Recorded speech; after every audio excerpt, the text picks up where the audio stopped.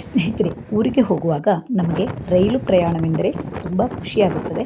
ಹಸಿರು ಸಿರಿಯನ್ನು ನೋಡುತ್ತಾ ಪ್ರಯಾಣ ಮಾಡುವಾಗ ಮನಸ್ಸು ಆಹ್ಲಾದಕರವಾಗಿರುತ್ತದೆ.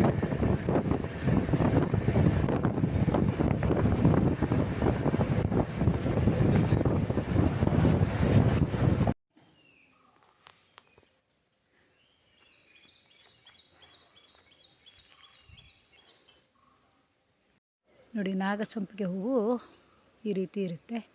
ಇದು ಕೇಸರಿ ಬಣ್ಣದ್ದು. ಇದರಲ್ಲಿ ತುಂಬ ಬಣ್ಣದ ಹೂಗಳಿರ್ತವೆ. ನಾಗಲಿಂಗ ಪುಷ್ಪ ಅಂತಲೂ ಹೇಳೋದು. ಕಾಯಿಗಳು ಆಗುತ್ತದೆ. ಹಲಸಿನ ಮರದಲ್ಲಿ ಹಲಸಿನ ಗುಜ್ಜೆ.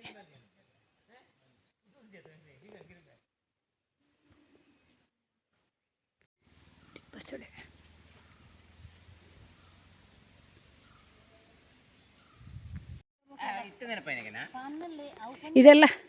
ಇದೆಲ್ಲ ಕಡೆ ಇದ್ರ ಮೇಲೆ ಮಣ್ಣು ಹಾಕುದಾ? ಮರಕ್ಕೆ ಹಾಕಿ ಇದು ಮಳೆ ಬರುವಾಗ ನೀರು ಒಳ್ಳೆ ಹೀರ್ಕೊಂಡಿರ್ತದೆ. ಹಾಗೆ ಒಣಗಲಿಕ್ಕೆ ಬಿಡುದಿಲ್ಲ ಬುಡ. ನೀರು ಬಸ ಇರ್ತದೆ. ನಡುವು ಬೆರಳು ಹಾಕ್ಬೇಕು ಅದಕ್ಕೆ ಫಸ್ಟ್ ನೋಡ್ಲಿಕ್ಕೆ. ಇದು ಒಳ್ಳೆ ಗೊಬ್ಬರನು ಅದಂಗೆ ಆಗ್ತದೆ. ಬೇಸಿಗೆಯಲ್ಲಿ ಒಂದ್ಸಲ ನೀರು ಹಾಕ್ರು ನೀರು ಹೀರ್ಕೊಂಡಿರ್ತದೆ. ನೋಡಿ, ಎಲ್ಲ ತೆಂಗಿನ ಮರಕ್ಕೆಲ್ಲ ಹಾಕ್ತಾ ಇದ್ದಿದ್ದು. ತೆಂಗಿನಕಾಯಿ ಸಿಪ್ಪೆ ಸಿಕ್ಕಿದ ಸುಲಿದ ಜಿಮ್ರು, ಕಾಯಿ ಜಿಮ್ರು.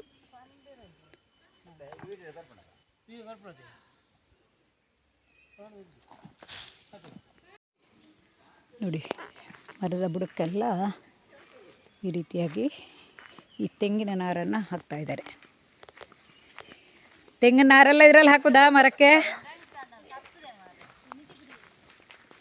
ತುಳುನಲ್ಲಿ ಎಂತ ಹೇಳ್ತಾರೆ ಅದಕ್ಕೆ? ತುಳುನಲ್ಲಿ ಎಂತ ಹೇಳುದು?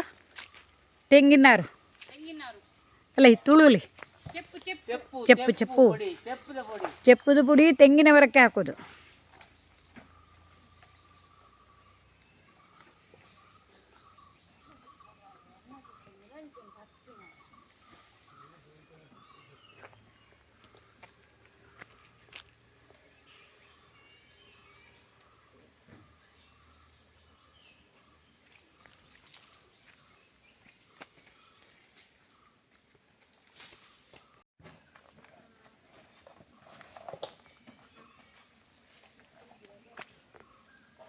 ಮಳೆಗಾಲದ ತಯಾರಿ ಅಲ್ವಾ ಇದು?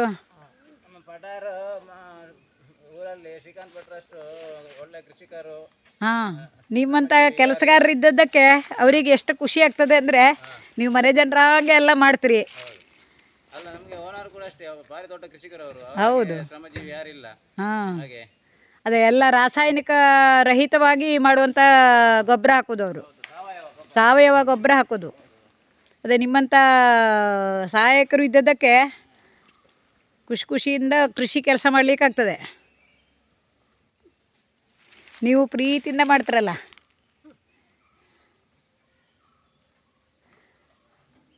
ಈಗ ಮಳೆಗಾಲಕ್ಕೆ ಬೆಂಡೆ ಬೀಜ ಹಾಕಿದ್ರಿ ಅಲ್ವ? ಅಲ್ಲಿ ಕಡೆ ಬೆಂಡೆಕಾಯಿ ಆಗ ತೋರಿಸೋಣ. ಆವಾಗ ಗೆಣಸಾಗಿತ್ತು, ಈಗ ಬೆಂಡೆ ಬೀಜ ನೋಡುವ.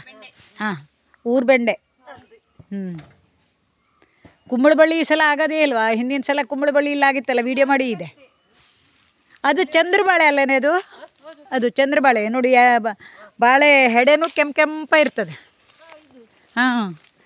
ಚಂದ್ರಬಾಳೆ ಕೆಂಪ ಇರ್ತದೆ. ಅದು ಬಾಳೆಕಾಯಿಯು ಕೆಂಪ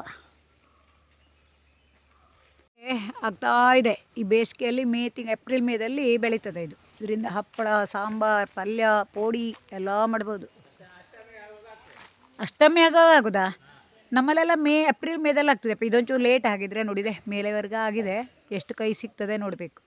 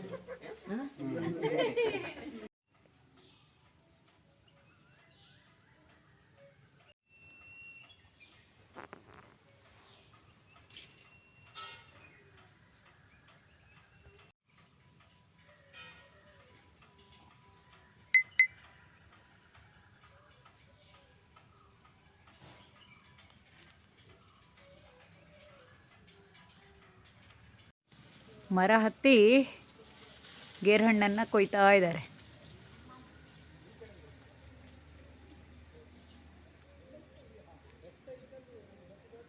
ಸಿಕ್ಕುತ್ತಾ ಹಣ್ಣು?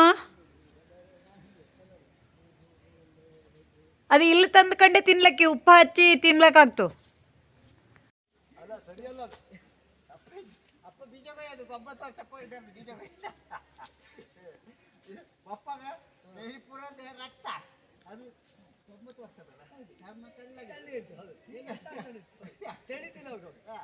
ನೋಡಿ ಇಷ್ಟು ಎತ್ತರದ ಮೇಲಿದೆ, ಹಾಗಾಗಿ ಈ ಸವಿ ನೆನಪನ್ನು ಹಂಚ್ಕೋತಾ ಇದ್ದಾರೆ. ದರೆ ಮೇಲೆ ಇದ್ದಿದ್ದು ಹಣ್ಣಿದ್ದು ಕೊಯ್ಯುವುದು, ಅದು ಕೆಳಗಡೆ ಈ ಧರೆಗೆ ಬಂದು ಬಿದ್ದೋಗ್ತು. ನೋಡಿ ಗೇರು ಹಣ್ಣನ್ನು ಬೆಂಗಳೂರವರು ರುಚಿ ನೋಡೋಕ್ಕೆ ಕೊಯ್ಕೊಂಡು ಬರ್ತಾ ಇದ್ದಾರೆ.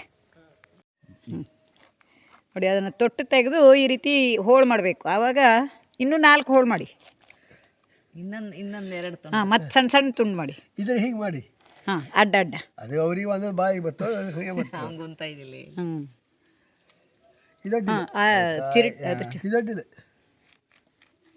ನೋಡಿ 2 ರೀತಿ ಹಣ್ಣಿದೆ. ಒಂದು ಹಳದಿದು, ಅದು ಚಿರಿಟಿ ಚಲೋ ಇರ್ತದೆ, ಸಿಹಿ ಇರ್ತು. ನೋಡಿ ಇದು ಹಳದಿ ಹಣ್ಣು, ಅದು ಕೆಂಪು ಹಣ್ಣು. ನೋಡಿ ಇದು ಗಾಂಧಾರಿ ಮೆಣಸನ್ನು ಈ ರೀತಿ ಹಾಕ್ಕೊಂಡ್ರೆ ತಿನ್ನೋಕೆ ರುಚಿ. ಇದು ಒಂದು ನೋಡಿ, ಇದು ಹೇಗಿದೆ ನೋಡಿ, ಇದೀಗ ಅದು ಹಚ್ಕೊಂಡಿಲ್ಲ. ಇದಕ್ಕೆ ಸ್ವಲ್ಪ ಇದನ್ನು ಹಚ್ಕೊಂಡು ಅದನ್ನು ಆ ಒಳಗಿಂದ ಇದಿರುತ್ತಲ್ವ ಅದನ್ನು ತಿನ್ನಬೇಕು ಅಂತಿಲ್ಲ. ತಿನ್ನಿ, ಬಾಯಿಯೊಳಗೆ ಇಟ್ಕೊಳ್ಳಿ, ಬಾಯಿಯೊಳಗೆ ಇಟ್ಕೊಳ್ಳಿ.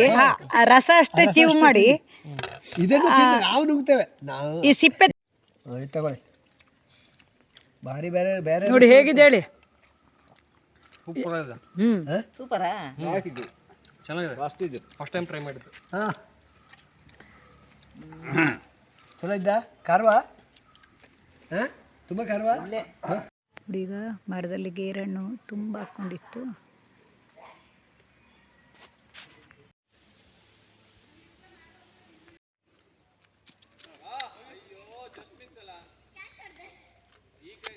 ಈ ರೀತಿ ತಿಂದಾಗ ಗಂಟ್ಲು ಕನಿಯಾಗಿ ಬರುತ್ತೆ, ಗಂಟಲೆಲ್ಲ ಒಂಥರ ಆಗಿ ಬರುತ್ತೆ. ಇದನ್ನು ಎಸೆಬೇಕು.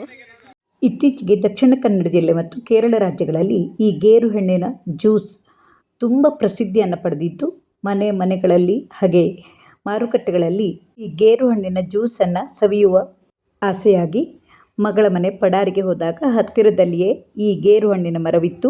ಅದರ ತಾಜಾ ಹಣ್ಣಿನ ರಸಕ್ಕೆ ಸಾಬುದಾನ ಪುಡಿಯನ್ನು ಹಾಕಿದ ಗಂಜಿಯನ್ನು ಬೆರೆಸಿದರೆ ಅದರ ಕನರು ಅಂದರೆ ಗಂಟಲು ಕೆರೆತವನ್ನು ಉಂಟು ಮಾಡುವಂತಹ ಅಂಶವು ಕಡಿಮೆಯಾಗಿ ಕುಡಿಯಲು ತುಂಬ ರುಚಿ ಇತ್ತು. ಗೆಳತಿ ಸೌಖ್ಯ ಮೋಹನ್ ಅವರ ಸಲಹೆ ಜೊತೆಗೆ ಶುದ್ಧಶ್ರೀಯವರ ಪ್ರೋತ್ಸಾಹ ಇವೆಲ್ಲವೂ ಜೊತೆಗೂಡಿ ತಾಜಾ ಗೇರು ಹಣ್ಣು ಅಂದರೆ ಗೋವೆ ಹಣ್ಣಿನ ಜ್ಯೂಸನ್ನು ಮಾಡಿ ಕುಡಿದ ಈ ಖುಷಿಯ ಕ್ಷಣವನ್ನು ನಿಮ್ಮೊಡನೆ ಹಂಚಿಕೊಳ್ತಾ ಇದ್ದೀನಿ. ನಮ್ಮಲ್ಲಿ ಸಾಬಕ್ಕಿ ಎಂದು ಕರೆಯುವ ಈ ಸಾಬುದಾನವನ್ನು ಸ್ವಲ್ಪ ಪುಡಿ ಮಾಡಿಕೊಂಡು ನೀರಿನಲ್ಲಿ ಕುದಿಸಿ ಗಂಜಿಯಂತೆ ಮಾಡಿಟ್ಟುಕೊಂಡು ಆರಿದ ಮೇಲೆ ಗೇರು ಹಣ್ಣಿನ ರಸಕ್ಕೆ ಸೇರಿಸಿದರೆ ಅದರಲ್ಲಿರುವ ಕನರು ತುಂಬ ಕಡಿಮೆಯಾಗಿ ಆ ಗೇರು ಹಣ್ಣಿನ ರಸವನ್ನು ಕುಡಿಯಲು ತುಂಬ ರುಚಿಯಾಗಿರುತ್ತದೆ. ಹಿಂದಿನ ವಿಡಿಯೋಗಳಲ್ಲಿ ಈ ಗೇರು ಬಂಡಿಯ ಗೊಜ್ಜು ಮಾಡೋದು, ಹಾಗೆ ಹಸಿ ಗೇರು ಬೀಜವನ್ನು ಹೀಚೋದು ಅಂದರೆ ಅದರ ಒಳಗಿನ ಹುಂಗನ್ನು ತೆಗೆಯೋದು ಇತ್ಯಾದಿಗಳೆಲ್ಲ ವಿಡಿಯೋವನ್ನು ನಿಮ್ಮೊಡನೆ ಹಂಚಿಕೊಂಡಿದ್ದೆ. ಇದೀಗ ಈ ಗೇರು ಹಣ್ಣಿನ ಜ್ಯೂಸ್ ಮಾಡೋದು ಹೇಗೆ ಅಂತ ನೋಡೋಣ. ಅದರ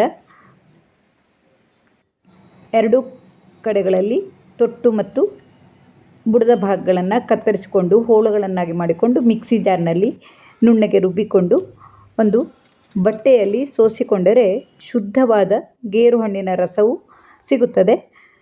ನೋಡಿ ಈ ರೀತಿಯಾಗಿರುವ ತೆಳ್ಳಗಿನ ಬಟ್ಟೆಯಲ್ಲಿ ಈ ಗೇರು ಹಣ್ಣಿನ ಪಲ್ಪನ್ನು ಶೋಧಿಸಿಕೊಂಡರೆ ರಸವು ಸಿಗುತ್ತದೆ. ನಾನಿಲ್ಲಿ 2 ಗೇರು ಹಣ್ಣಿಗೆ ಸುಮಾರು 3/4 ಲೋಟ ಆಗುವಷ್ಟು ಗೇರು ಹಣ್ಣಿನ ಶುದ್ಧವಾದ ರಸವು ಸಿಕ್ಕಿದೆ. ಈ ಗೇರು ಹಣ್ಣಿನ ಜ್ಯೂಸು ಆರೋಗ್ಯಕ್ಕೆ ತುಂಬ ಒಳ್ಳೆಯದು, ಜೀರ್ಣಕಾರಿಯಾಗಿರುತ್ತದೆ. ಹಾಗೆ ಸ್ವಲ್ಪ ನಿದ್ದೆ ಬರುವಂತಹ ಅಮಲಿನ ಅಂಶವೂ ಇರುತ್ತದೆ.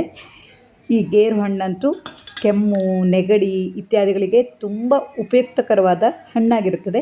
ನೋಡಿ, ಈ ರೀತಿಯಾಗಿ ಬಂದ ಈ ರಸಕ್ಕೆ ನಾವು ಸಾಬೂದಾನದ ಗಂಜಿಯನ್ನು ಹಾಕಿ ಸ್ವಲ್ಪ ಹೊತ್ತು ಕದಡಿ ಇಟ್ಟರೆ ಅದರ ಕನರೆಲ್ಲ ಅಡಿಯಲ್ಲಿ ಕುಳಿತು ಶುದ್ಧವಾದ ಗೇರು ಹಣ್ಣಿನ ಪರಿಮಳದ ಜ್ಯೂಸ್ ಕುಡಿಯಲು ಸಿದ್ಧವಾಗಿರುತ್ತದೆ. ಇದನ್ನು ಬಹುಶಃ ಸಾದಾ ಹಣ್ಣಿನಿಂದ ಮಾತ್ರ ಮಾಡಲು ಸಾಧ್ಯವಾಗಬಹುದು.